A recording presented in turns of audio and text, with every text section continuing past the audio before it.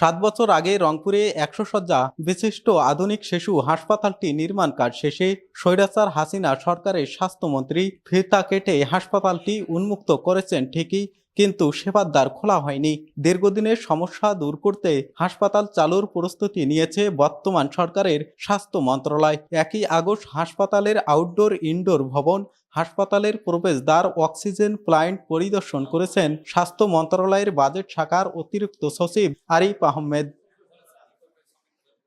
পরিদর্শন শেষে আগামী সেপ্টেম্বরের মধ্যে রংপুর সহ সারা দেশে নির্মিত শিশু হাসপাতাল উদ্বোধনের লক্ষ্যে প্রয়োজনীয় যন্ত্রপাতি ও আসবাবপত্র ক্রয়, জনবল নিয়োগের কার্যক্রম প্রায় শেষ পর্যায়ে রয়েছে বলেও জানান তিনি। এই সারা দেশে যে শিশু হাসপাতালগুলো আছে এটা মাননীয় প্রধানমন্ত্রী উদ্বোধন করবেন অচিরেই। আশা করি এই মাসের মধ্যে হয়তো যন্ত্রপাতিগুলো চলে আসবে। এগুলো খুব সফিস্টিকেটেড যন্ত্রপাতি। আমরা স্যাম্পলগুলো দেখছি, যাচাই বাছাই চলছে। আমরা আশা করছি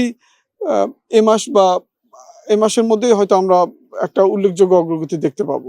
2017 সালের 21 নভেম্বর 31,48,92,809 টাকা ব্যয়ে কাজটি করেছেন ঢাকার একটি ঠিকাদারি প্রতিষ্ঠান। সে সময় থেকে হাসপাতালটি পুরোপুরি বন্ধ না করে 2 জন সিনিয়র নার্স আর 1 জন ডাক্তারের মাধ্যমে চিকিৎসা চলমান রয়েছে। তবে হাসপাতালের বেড সংখ্যা 100 থাকার কথা থাকলেও রয়েছে মাত্র 1টি। 100 শয্যা বিশিষ্ট হাসপাতাল হলে তো বেড সংখ্যা 100ই হওয়ার কথা। 100 শয্যা বিশিষ্ট শিশু হাসপাতাল হলে বেড সংখ্যা তো 100 হওয়ারই কথা। এই সংখ্যা আগের তুলনায় বাড়ছে।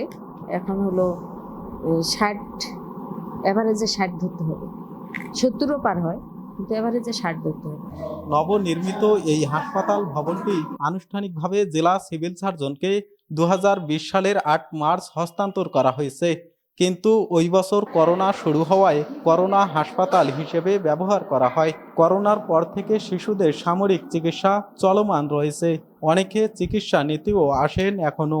ফার্স্ট টাইম তো আমার বড় বোন খোঁজ দিল যে এখানে সেবা ভালো হয়, তো বাচ্চাকে নিয়ে আসি। অসুস্থ এই কারণে ডাক্তার দেখাইলাম, এখন নিয়ে ওষুধ নিয়ে রাখি দেবো।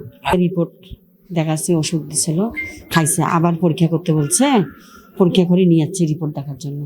জেলা সিভিল সার্জনের পক্ষ থেকে সার্জারি জিনিসপত্র, জনবল নিয়োগ সহ স্বাস্থ্য মন্ত্রণালয়ের অবগত করা হয়েছে।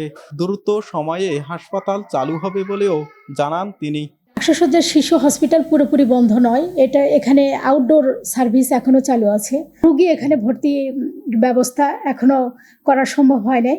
এই ব্যাপারে আমরা পথ সৃজনের জন্য কত লোক লাগবে, তারপরে কি জিনিসপত্র লাগবে, এসব আমরা অধিদপ্তর মন্ত্রণালয়ে পাঠিয়েছি এবং আমরা আশা করছি খুব তাড়াতাড়ি এইসব ব্যাপারে ঊর্ধ্বতন কর্তৃপক্ষ ব্যবস্থা নেবেন। হাসপাতালটি চালু হলে শিশুদের জটিল সার্জারি সহ সাধারণ সব রোগের চিকিৎসা স্বল্প মূল্যে পাওয়া যাবে।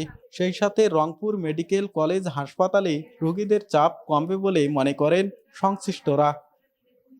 আরিফুল ইসলাম, বাংলা নিউজ 24, রংপুর।